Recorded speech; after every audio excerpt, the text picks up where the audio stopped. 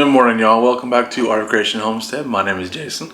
We're in the kitchen this morning, and Angela Kay has got an amazing recipe that's one of my favorites, to be honest with you. I love it to death, and it's such a great use of some overripe bananas, or just perfectly really ripe bananas, right? Whatever you want, however you want to see it.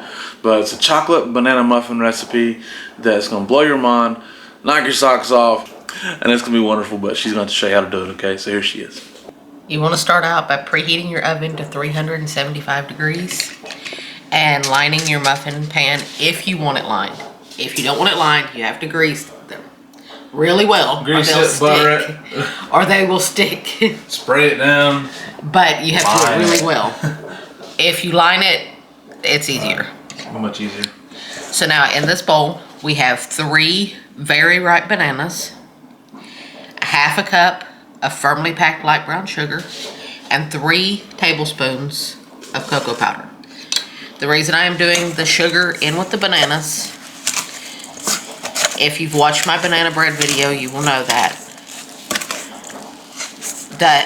sugar works as an abrasive to help break the bananas down really well, and you get them mashed up much quicker that way. And the reason I have the cocoa powder here instead of in the dry ingredients is also because the sugar works as an abrasive and helps break up any lumps in your cocoa powder, because cocoa powder is always lumpy. And because I'm doing it this way, there's going to be no lumps of cocoa powder, and the bananas are going to break down really super quick. Because as you can see, they're pretty much already broke down. So now everything's all mixed up in that area. So now to that, we are going to add 2 large eggs from our chickens. And that was a Bella egg and a Sophia egg. You want to mix those in really well. At this point, because you have no flour in there, you can mix as much as you want and not worry about making tough muffins. So you can just mix. Now in this cup, we have half a cup of a neutral flavored oil, which can be canola oil, avocado oil, vegetable oil, anything that doesn't have a taste on its own. And we have a teaspoon of vanilla. And you guys know I don't measure vanilla, so that's roughly measured. Now you want to mix that in until you don't see a sheen of oil on the top, which will just take a minute. But you don't want to see that sheen of oil on the top before you add in the dry ingredients, because then your flour will absorb the oil and it will just clump. So essentially you're trying to make one emulsified blend here. Yes. And see, now you're smooth except for a few chunks of banana. If you don't like the chunks of banana, then mash them a little bit more. Mash them a little bit more. We don't mind the chunks of banana. A little bit of banana ain't gonna hurt you like that. It's pretty good, actually. And here we have a cup and 3/4 of all-purpose flour. We have 3/4 of a teaspoon of baking soda, not baking powder, baking soda, and a pinch of salt. I'm just gonna shake those together. And now I'm gonna use my wax paper as a funnel to funnel in my dry ingredients.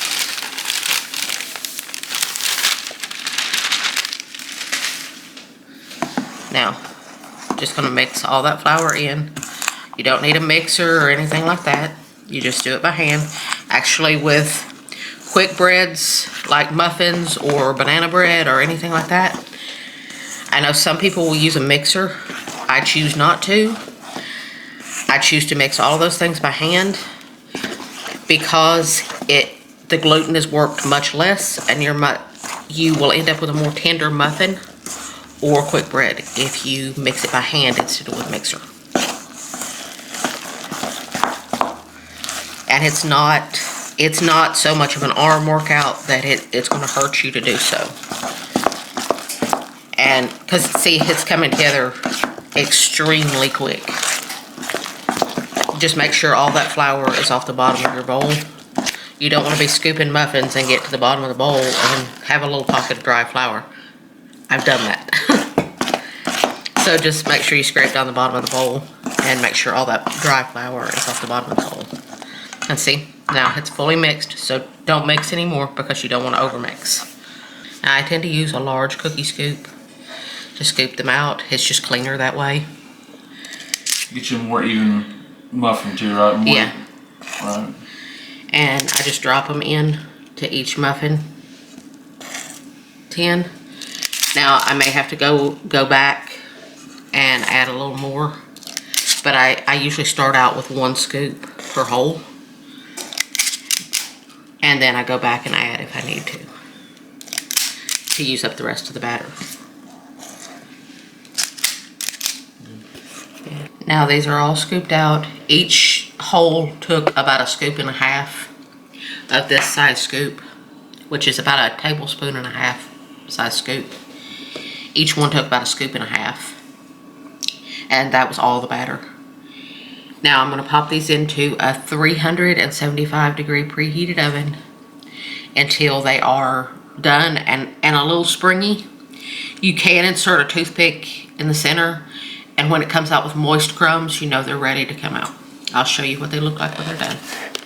These beauties are out of the oven and they're smelling delicious. Yeah. You will see that I've already got them out of the muffin tin. You want to get them out immediately so that the cooking stops. Because as long as they're in that hot pan, they're going to continue to cook and they're going to overbake. And you don't want them to overbake. You want them to be nice and moist. They baked for between 20 and 25 minutes, to be oddly specific. They baked for exactly 22 minutes. But you will know they're done when they're a little bit springy. When you push on them, they're just a little bit springy. Because these get pretty springy. And now you want to let them cool just a little bit. These aren't one that you have to let cool a lot. If you like butter on them, they're perfect with butter when they're nice and warm. Alright, look at that beautiful muffin. Looks so good. Now a lot of times I'm going to eat a muffin with a little bit of butter on it. But this time, I think I'm just going to taste this and just like it is, because they're so good on their own.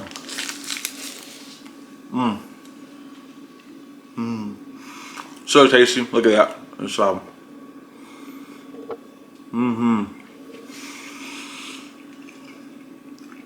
so delicious. Now, it would be good with a little bit of butter in it. Alright, let's just be real. Butter never hurt nothing, right? But that's awesome. Really good muffin. Awesomely moist. Again, those little specks you see, that's just some banana. No big deal. Alright, and it's tasty. And it's awesome. And you need to make these. It's a nice twist on some banana muffins. And just adds a little more flavor to it, right? So thank y'all for watching. We do appreciate it. Make these muffins. They're delicious. My name is Jason, and that's Angela Kay. This is our Creational Homestead. We love y'all. God bless you and goodbye.